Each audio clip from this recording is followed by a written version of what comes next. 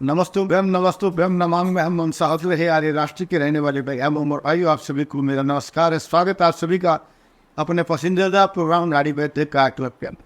आज हम बात करते हैं आम, जिसे को फलों का राजा भी कहते हैं, जो बहुत ही मधुर होता है, सुस्वादु होता है, पुष्टिकर है, बलने है और विशेष करके हृदय के साथ साथ पाचन संस्थान को भी पावर देता है, ताकत देता है। तो वैसा है ये आम का फल, लेकिन इसका हम प्रयोग 3 प्रकार से करते हैं। एक तो कच्चे आम के रूप में, एक आम के अचार के रूप में, और एक है पके हुए आम का प्रयोग करते हैं। लेकिन कैसे हम इनका प्रयोग करें जिससे ये हमारे शरीर के अंदर इम्यूनिटी पैदा करें, जिससे यह आप हमारी पाचन संस्थान को मजबूत करें, जिससे यह आप हमारी रोग प्रतिरोधक अक्षमता को ठीक करें।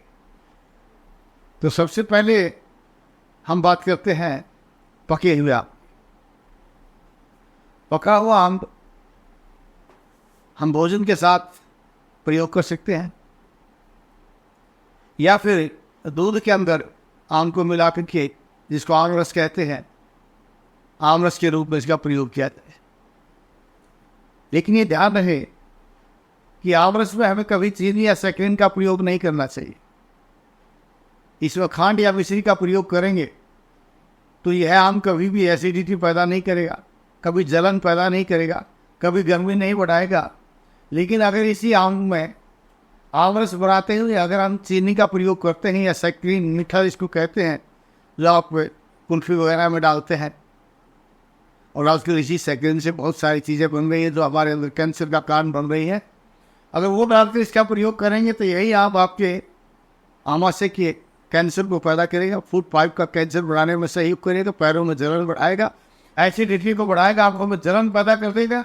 इसलिए मैंने बताया कि आम रस का प्रयोग आप आम रस के अंदर मिश्री या खांड डाल कर इसका प्रयोग कीजिए। भोजन के साथ इसका एक सलाद के रूप में प्रयोग किया जा सकता है। बहुत ही ज़्यादा फायदा करता है, पुष्टिकर भी है और आपके कब्ज रोग को दूर करता है, गैस को दूर करता है, ज़्यादा दिमाग कमज़ोर हो वहाँ बड़ी ताकत देता है, आई साइट को कमज़ोर नहीं होने देता, बालों को पकड़ने नहीं देता, क्योंकि रसात रक्तम तत्व मांसान में दस्तत्व अस्थि स्थन मज्जात शुक्रम शुक्रात गर्भम पर जाए थे। जो खाते हैं उससे रस बनता है, रस से रक्त बनता है, मांस वेद अस्थि मज्जा और शुक्र विशेष करके आपकी जठराग्नि को तेज करने का काम ये आम करता है। दूसरा, आपका कच्चा फल।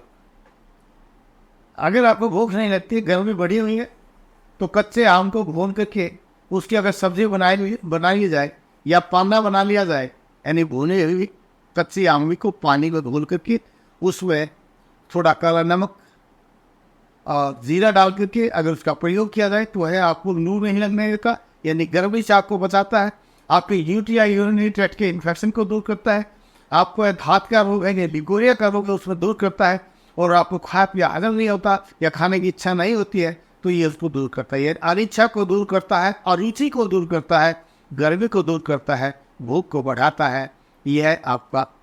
और अगर इस आंबे की सब्जी वैसे बना ले रहा है, उसमें फिर मीठा जो आपने डाला है, जब आपकी सब्जी बन जाए उसके बाद उसमें खांड डाल करके खून लीजिए, क्योंकि जो आप मीठे के अंदर या किसी भी पानी उबाल के मीठे का प्रयोग करते हैं उसकी तासीर गर्म हो जाती है। इसलिए बगैर मीठा डाले कच्ची आंबे की सब्जी बनाइए। जब आपकी सब्जी बन जाती है तो फिर उसमें खांड डाल के घोल दीजिए। फिर यह है कच्ची आंबे की सब्जी आपकी गर्मी को, यूरिनरी ट्रैक्ट के इन्फेक्शन को, आपके लिकोरिया को, आपके दांत रोग को, यहाँ तक कि आपका शरीर अगर दुबला पतला है तो आप मोटे तगड़े होने लग जाएंगे, आपका चेहरा पीला है तो उसमें ग्लो बनने लग जाएगा, आपकी आंखों में मोतियाबिंद हो गया सफ़ेद या काला, या उसको भी काटने का काम करता है, बशर्ते कि आप इसी ढंग से बनाए। और तीसरा इसका रूप है आम का अचार। अगर आपको भूख नहीं लगती है, विशेष करके 50 साल से ऊपर के प्रत्येक व्यक्ति आम के अचार का प्रयोग करना चाहिए। एक मन में भ्रांति है, लोग कहते हैं कि अचार के साथ दूध नहीं लेना चाहिए। आप दूध अचार के साथ जब आम रस का प्रयोग कर सकते हैं तो इसका क्यों नहीं करते। आम के अचार के साथ रोटी खाइए और उसके साथ दूध ले लीजिए। आम के अचार को आप चावल के साथ भी डाल के ले सकते हैं, उसके साथ में दूध का प्रयोग कर सकते हैं।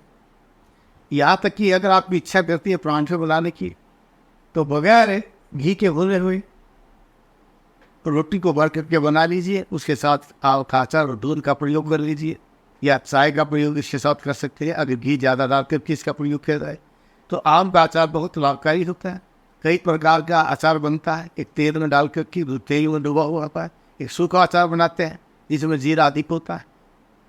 और इस तरह से आप किसी भी ढंग से अचार का प्रयोग कीजिए, कोई भी आम का अचार आपको नुकसान नहीं करता।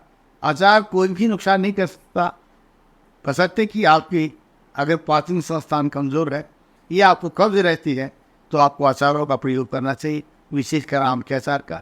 आम का अचार कभी कब्ज नहीं होने देता, कभी बीपी नहीं बढ़ने देता, कभी अरुचि नहीं होने देता और कभी इन्फेक्शन नहीं होने देता।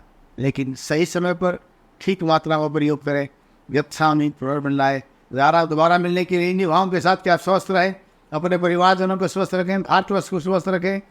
और अधिक जानकारी के लिए किसी भी रोग से अगर आप परेशान हैं, थक चुके हैं और इस संसार से चले जाना चाहते हैं, तो चले जाने से पहले, उठ जाने से पहले एक बार हमारे उद्यालय हवाई या नाड़ी दिखाइए, अपने रोग का सही कारण जान करके सही समाधान पाइए। जय भारत, जय भारती।